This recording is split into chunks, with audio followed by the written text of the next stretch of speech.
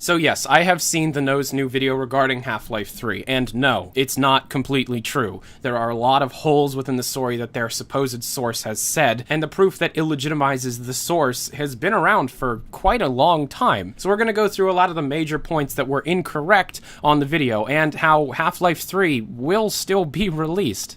Don't worry, guys.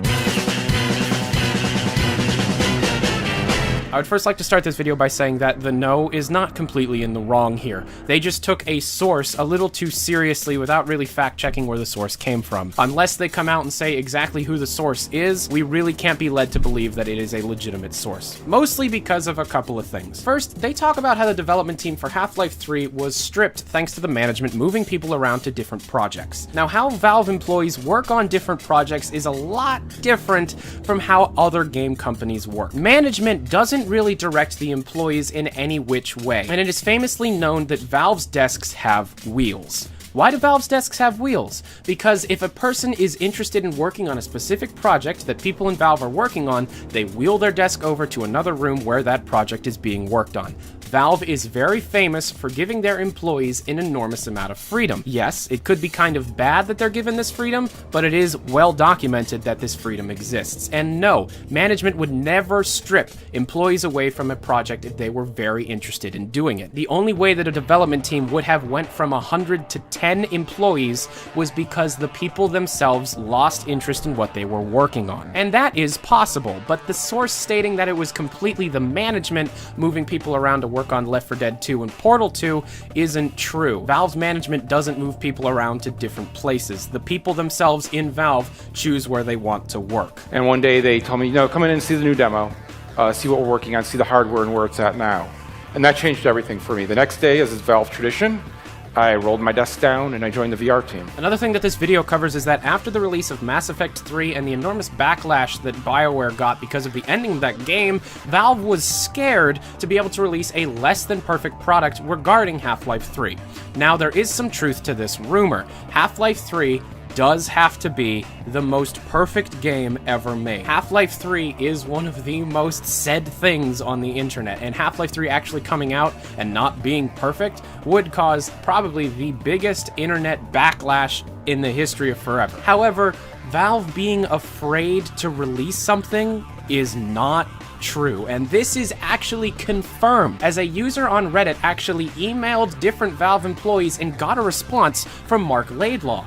Mark Laidlaw stated that, if it's any comfort, please rest assured that in my experiences at Valve, fear is the last thing that would ever drive a decision about what to do. Completely debunking the fact that fear has nothing to do with Half-Life 3 being developed or released or delayed.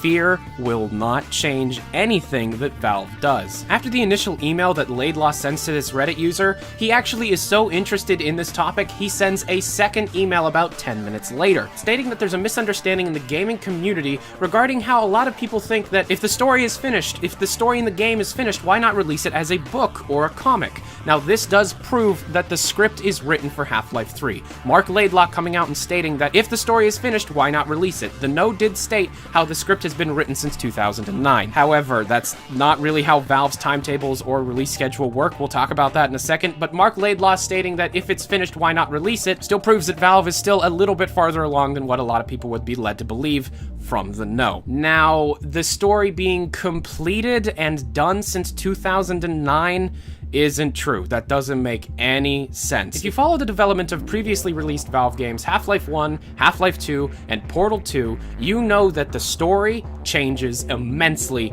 throughout development. Half-Life 2 in 2001 was a completely different game from Half-Life 2 in 2004. If you've paid attention to any of the leaked beta content, then you know that 100% of a game was cut. You had the Borealis, the Air Exchange, the Vertigo chapters, all of the stuff regarding Eli Maxwell and Captain Vance was completely cut. Only 3 years before the release of the game. So Valve having a completed script in 2009 with a skeleton crew of only 10 still slowly working on that single script is not how Valve works. That isn't how Valve works at all. The story definitely has changed immensely since then. And everybody knows that the only reason why Half-Life 3 isn't released, and it's time to get real here, is because Valve is innovators. Everybody knows this. The only reason that Valve just hasn't come out with a Half-Life 3 is because there's no reason to.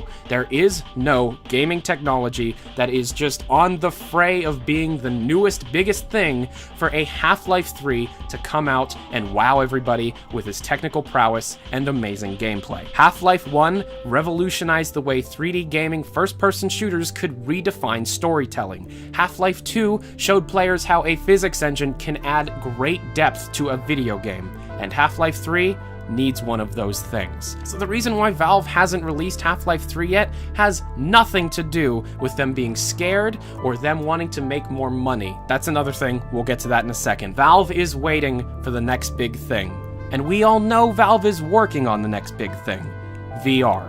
Half-Life 3 will probably have a lot to do with the future of VR. And Valve is releasing their VR headset at the end of the year. So Valve releasing a game to be the killer app, the forefront of VR gaming, soon after the VR dust has settled, makes a lot of sense, and probably will happen. And in the age of the internet where everything is super fast, this VR dust will settle much quicker than you think it will. And Valve knows that. Lastly, let's talk about profit. Valve is one of the most profitable online game distributors in the world. In fact, they are the most profitable online game distributor. Valve working strictly towards profit is not how Valve works at all. Valve has enough money coming in that they could legitimately do absolutely nothing for like a decade and they wouldn't be hurting at all. Valve likes to innovate. Valve likes to create new things, and Valve definitely likes being one of the most critically acclaimed and loved game companies in the entire world. So money and profit being the only driving force behind what Valve does is not true anymore. That might be the case with their free-to-play multiplayer games. Those are pretty much for profit, but Valve wanting to create the best game experiences and Valve wanting to make sure that their consumers still love them is very important for their consumer base. If Valve doesn't release another game within the next 5 years, their consumer base will lose interest in their first-party products. That just will happen over time. Their games cannot survive on just being the same exact thing with new skins and updates over the course of 5 years. That's not possible. And anybody that argues that the fact that, oh, Valve can just put in new maps with all these games and maybe they can finally bring my favorite game to Source 2, that's not what they're doing. That isn't the most important thing to Valve. Valve wants to make sure that what they make is loved by the people inside Valve themselves and then loved by the outside community. Because the reason why Valve remains so profitable is because Valve over and over again proves themselves as a trustworthy and loving company that puts the consumer first. The only argument against that fact was the paid mods fiasco. And yes, many people argue that the only reason the paid mods halted was because Valve lost $1 million. Valve did lose $1 million. But do you know how much Valve made the following days? A lot more. Valve losing $1 million isn't that big of a deal to Valve. They realized they were upsetting their consumer base, so they wanted to make them happy again, so they did what they felt was right.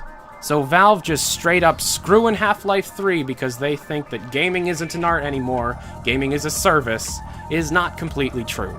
And to be honest, the No doesn't really completely understand Valve and why people completely love them.